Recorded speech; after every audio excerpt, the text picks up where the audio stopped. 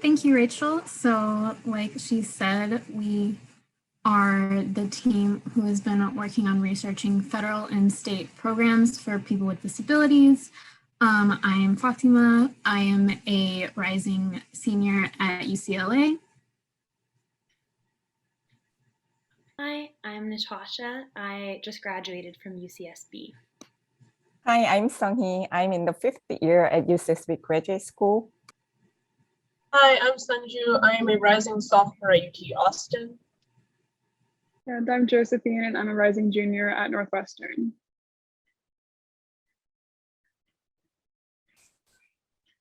So in 2018, the state of Texas illegally defunded special education, making the lives of children with disabilities even more difficult than they were before. Unfortunately, this is not a unique situation, and we frequently see people with disabilities being ignored or insufficiently provided for by both the federal and state governments. We do currently have many programs in the US for people with disabilities, which we will discuss more in detail later, such as Section 504, the ADA, etc. However, none of them are particularly recent.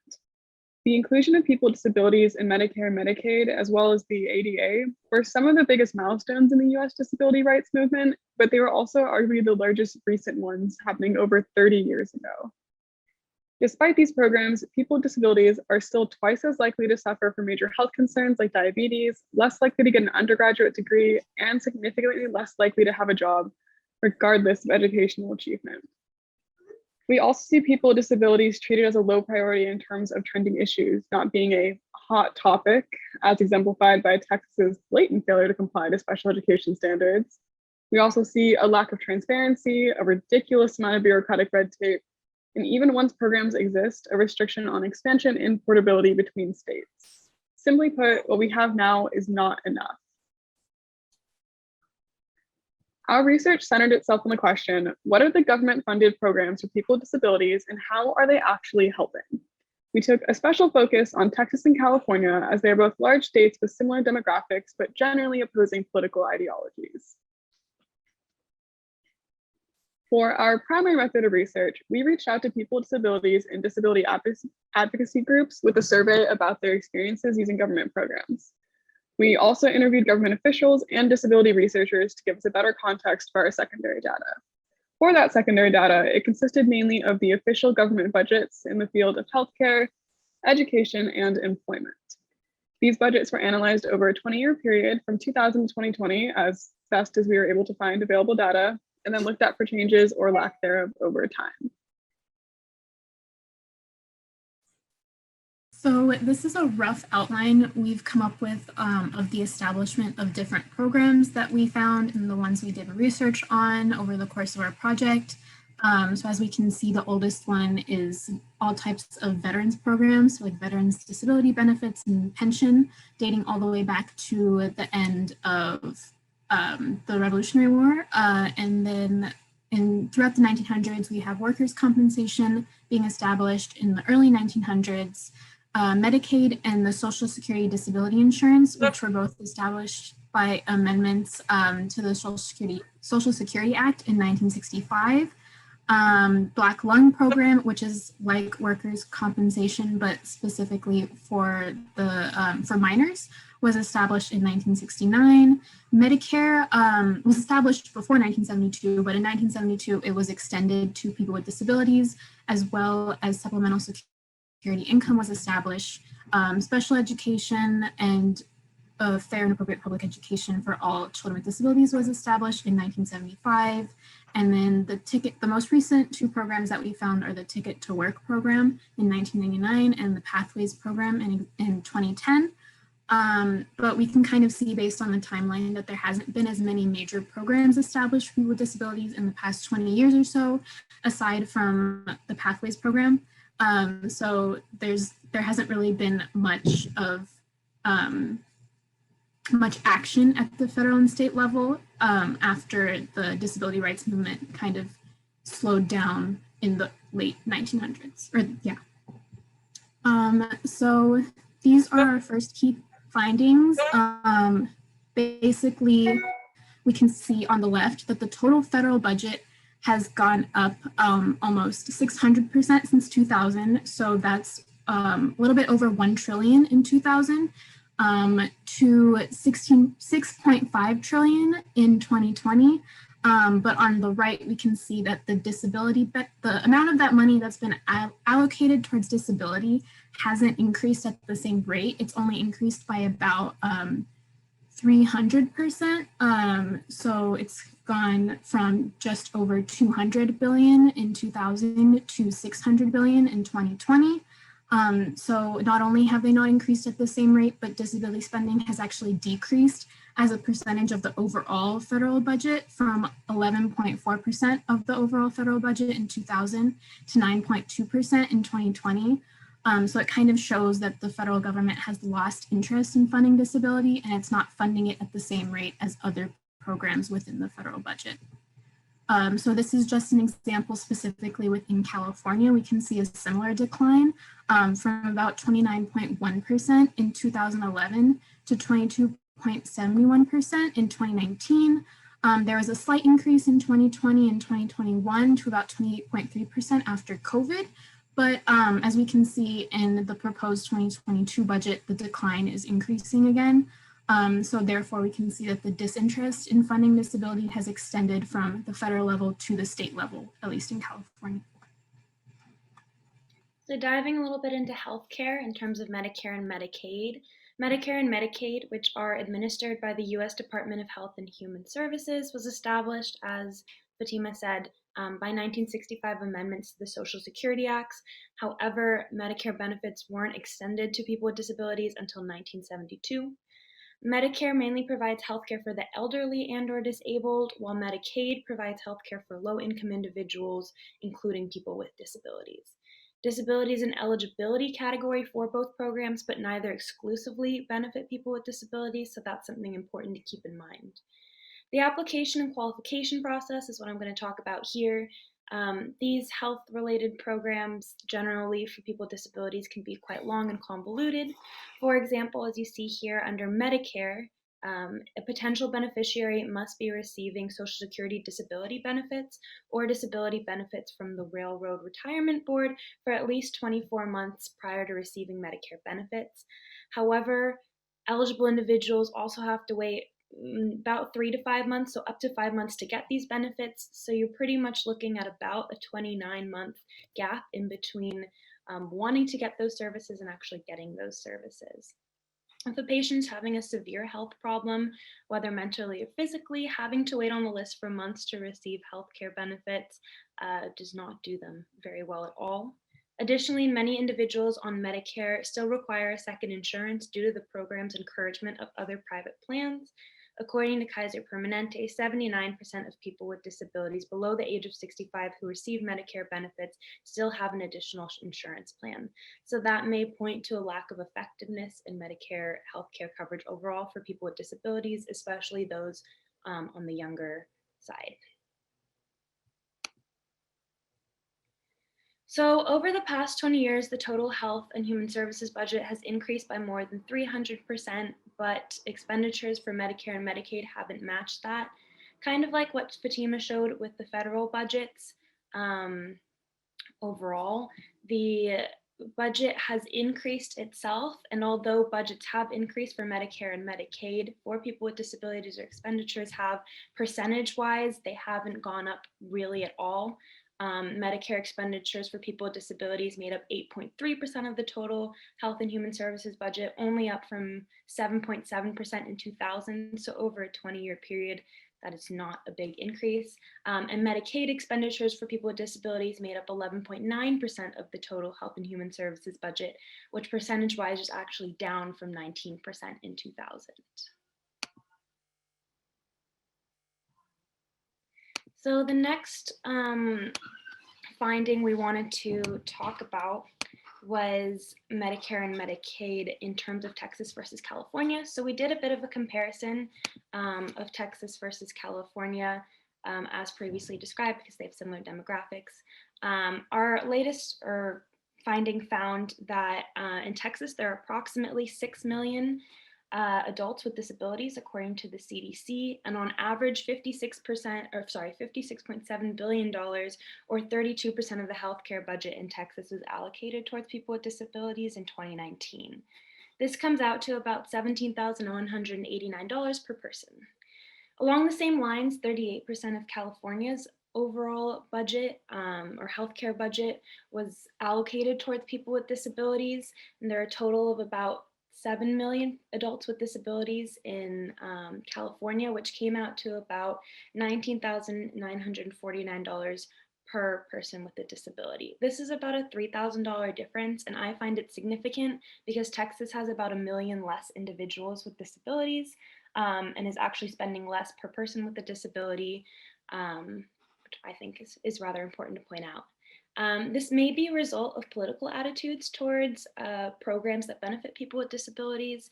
In 2013, Governor Jerry Brown of California said on Medicaid expansion that California has been and will continue to be a leader in the fight, I guess, towards federal health care, or a leader in the implementation of federal health care reform. But on the opposing side, Governor Greg Abbott of Texas said of the decision to expand Medicaid that it is a massive expansion of an already broken and bloated Medicaid program.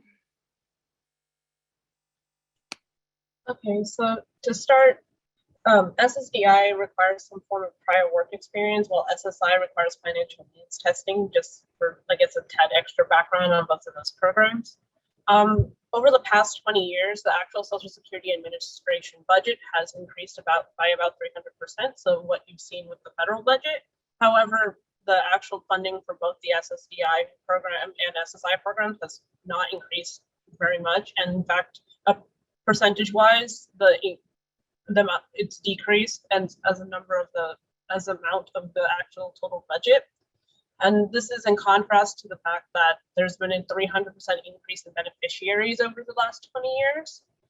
Part of this can be due to the fact that the Disability Trust Fund is slowly being depleted, and as the Social Security Administration has stated, that if this isn't solved, they'll likely have to decrease benefits to their beneficiaries, and that they might only be able to provide about 75% of the original benefits within the next 10 years.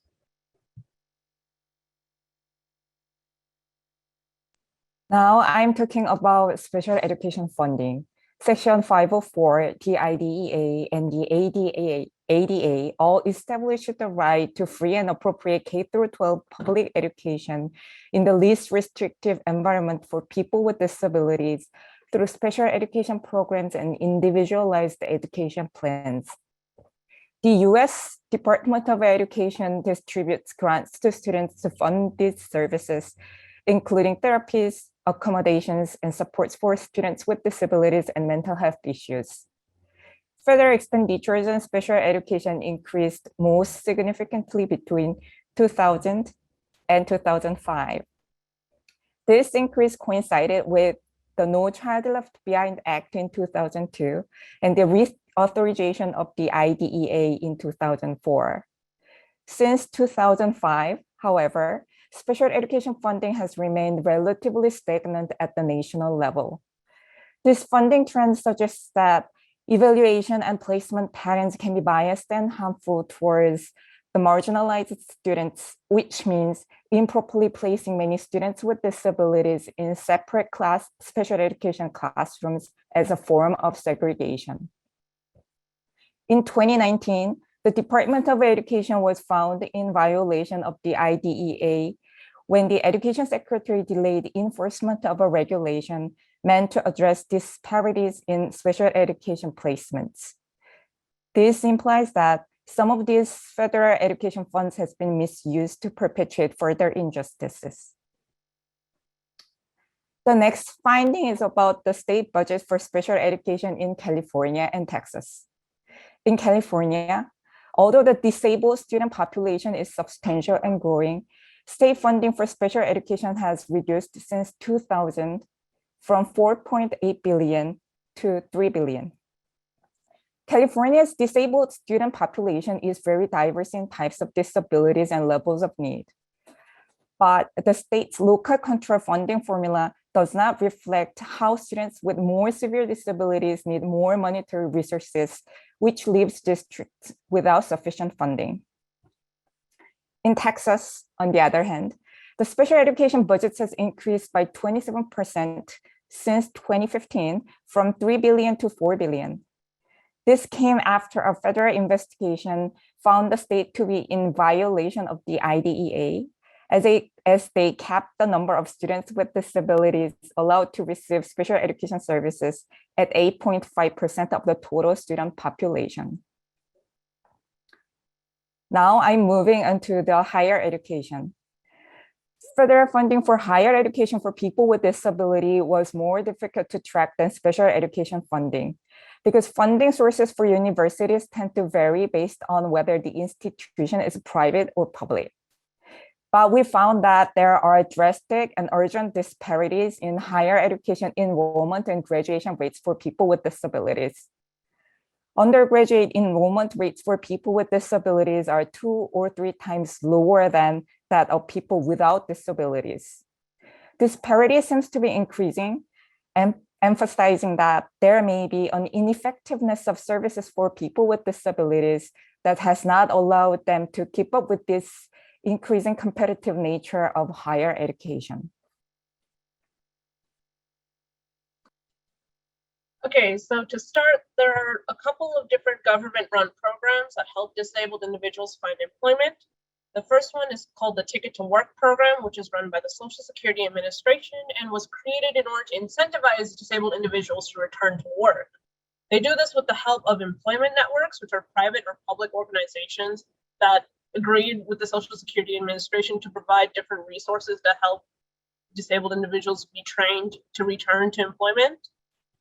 And the next program is the Pathways program, which is more geared towards students, and it's not just for disabled individuals, but has been really helpful for disabled individuals, as it helps these students find ways into federal and state jobs where discrimination isn't allowed. Thank God. However, as far as it's gone, these programs haven't been as helpful as they should be, even though the employment to population ratio is about the same trend for people with disabilities versus people without disabilities. The trend for people with disabilities is 3 times lower than people without disabilities. And there's already a lot of barriers that people with disabilities face in returning to work. For example, after 8.5 years of work, people with disabilities have to pay their Medicare premium. So they kind of have to choose between life-saving benefits or going back to work. One of the bigger programs that the government has to offer is what's workers' compensation programs. And those are mainly offered by the Department of Labor. However, as the years have gone on, they've become less and less parts of the Department of Labor's budget. And this is mostly due to the fact that as time has gone on, there's been less demand for jobs that can cause disability. For example, there's the Black Lung program, which is designed for miners, like coal miners. And due to the fact that there's a larger demand for green energy, automation, the 2008 recession where people lost their jobs, which isn't good, but there was also less chance of people getting a disability because they weren't working, has led to decreased funding to these kinds of programs in the Department of Labor. However, there's also the Veterans programs managed by the Veterans Affairs Department. And this is the largest workers' compensation program that the federal government has to offer, with it currently making up 41.9% of the Veterans Affairs disability-related budgets. And so to start, there's a lot of different kinds of veterans programs. Some, they don't have an income requirement. Others provide health care to veterans who've been disabled in war, and others are designed specifically for low-income veterans. As time has gone on, claims related to service-related disabilities has gone up, likely because we've been in constant war in the Middle East, and also due to older wars in Asia, such as the Korean War and the Vietnam War.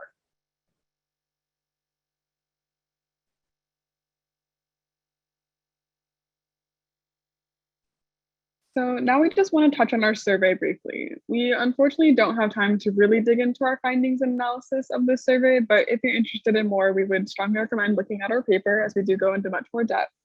But just to hit some highlights, we did receive over 30 responses in total, with the majority being white working-age women. 48% of our respondents identified with a locomotive impairment, nearly 20% had more than one disability, and all of them had experienced a disability for more than 5 years. This was a nationwide survey, and we did receive responses from across the country, but nearly half of them were located in California. One of the questions we asked was for our participants to identify which state or federal disability programs they participated in, and to rank their satisfaction on a scale from 1 to 10, with 1 being the least satisfied and 10 being the most. As you can see, we got quite the distribution. There really is no one unique experience when interacting with government programs. However, if we were to do an average, we do come out on the more challenging side of indifference. Our findings keyed towards people not being completely satisfied, and our open response commentary questions supported these findings as well. One other important question we wanted to highlight real fast was that we asked people who confirmed that they use government services if they still relied on their family for financial support or just daily help in their lives.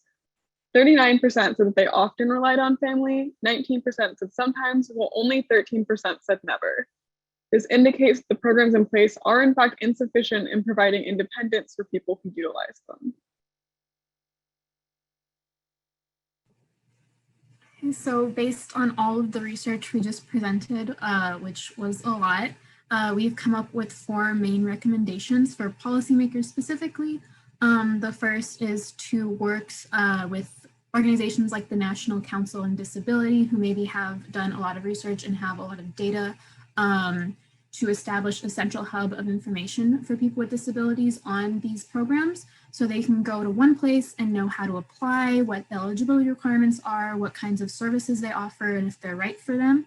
That would also increase transparency and makes the programs more accessible in general, which was a big problem that a lot of our survey responses and interview responses brought up. The second recommendation we have is to ensure that any professionals or healthcare professionals, educators, basically anyone who is working in the disability sector is properly trained and educated on working with people with disabilities and the issues surrounding disability.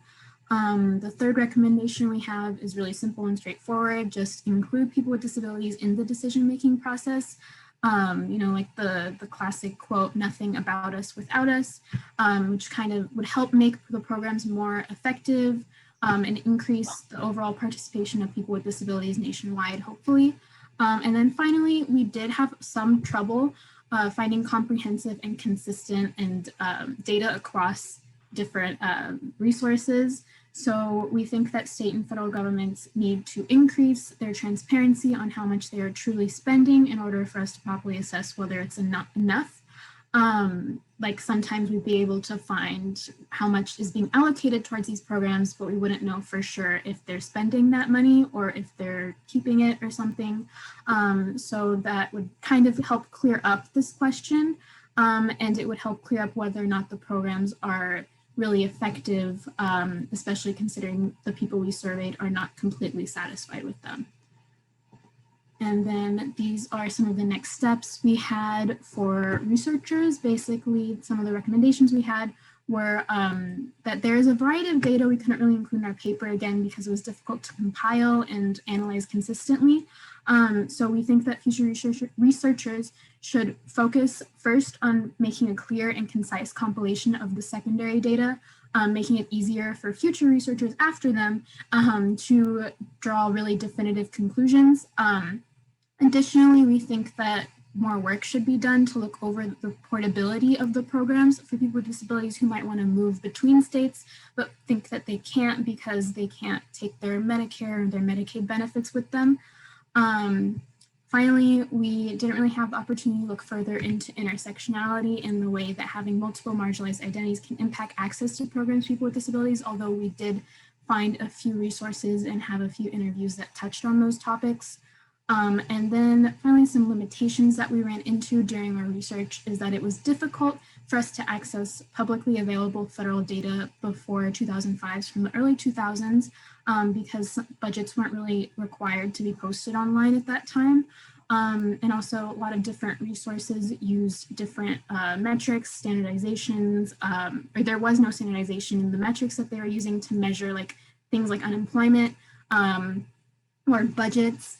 And then there was also not really a standardization, the definition of disability that was used. So whether they were including like people with mental illnesses or not. So that was, again, making comparisons across these resources difficult. And finally, the 10-week time period was a bit difficult considering the amount of data that we had. So we didn't really allow us to really really go super in depth as much as we maybe wanted to.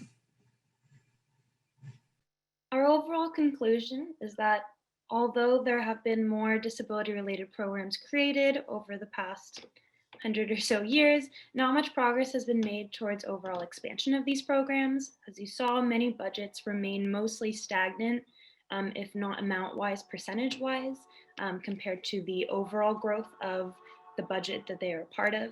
We've also shown how this is reflected in the way people with disabilities feel about their services, although we do want to emphasize here that it was a very small population of people and cannot be extended to the entire USA disability population. But overall, we've been able to create a small hub of data in these fields, giving readers a wealth of basic and supplementary information, which can hopefully serve as a basis for many individuals' understandings of the disability programs as we go. So if you guys want to look into our paper, look more at a certain aspect of what we discussed, you are more than welcome.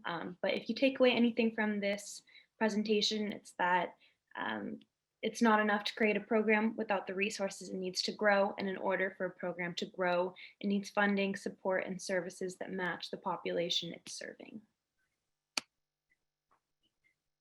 Hi, my name is Carlos Benavides. I am president of the Los Angeles County Commission on Disabilities. Thank you for joining. No problem. I'm also president of CDR California for Disability Rights. First off, I want to commend all of you for your passion. I'm very impressed with the younger generation. I'm glad that, you know what, I can see things are going to be in well hands, taken care of. But I do want you to remember under Title II of the ADA, the local or state funded programs must also provide the same type of funding to all disabilities. To ensure that there's true inclusivity when planning to fund any kind of program using taxpayer money, policies need to be modified. So that's going to be one of your big steps. How are you going to modify these steps? Okay, requiring that any budget allocated must distribute funds equally so that individuals with disabilities do not become an afterthought. Yeah. But Carlos, we'll need to really work much closer. Thank you very much, first of all, for joining today, finding it worthy enough of your time to join. And we want to learn a lot from you, and we can have maybe another batch of students. See, we have a program for those of you who are first time, summer program, fall program with Berkeley, spring program. So we have continuous, now we are starting high school students to even WASF Ignite program because they are also very smart, talented students. So we'll have some way to do some analysis, but we'll need your guidance from people like you, Carlos, because our volunteers, we have 10,000 plus volunteers, couple thousand in America. I'm pretty sure that our collective thought leadership, wisdom, with people like you supporting and guiding us, we definitely can try to change some of the policies, if not all. Because it's a time now, after 1990, frankly, like Natasha said, I guess, after 1990, the whole disability rights movement has really faded out. It's like, oh, we did enough and more and whatever. It is not really fine-tuning the lot of things that in last 30 years we have found. And that's where I think experience and LA County and other support that we can work out. I live here in Los Angeles. The Voice of SAP is a LA-based organization. So definitely we'll be very happy to partner with you. Yeah, anytime, I'll be here if you need anything. Just reach out to LA County, to Martha. But can I leave you with one thought real fast? Sure. I want everybody here to realize, and this is my belief, okay? I don't look at race, color, creed, gender. There's only two types of people in this world. There's disabled people and there's tabs. A TAB is just a temporarily able-bodied person because age, illness, or an accident, you're going to end up using crutches, cane, or a wheelchair. And my goal and my commissioner's goals is by the time you get to where we're at, we've transitioned it enough to make it easier for you. You are so right, Carlos. Our starting and so many volunteers are inspired by that very bold statement, and we have videos and all that which I'll share with you. But everybody is temporarily able, Right. so nobody should ignore this topic of disability, and that's the very core of the whole discussion. The society, especially, the tendency is to ignore. But by what you said is exactly right. We have to, and another way we are also saying with little bit bold enough. Everybody is disabled, visible or not visible, because nobody is perfect, put it this way. So I guess we need to sensitize and have this type of research data drives. It's all data driven advocacy. We are trying to put our voice forward, so it is more credible when somebody looks at these things. Thank you very much for that comment. Thank you all, and thank you for your presentation, ladies and gentlemen.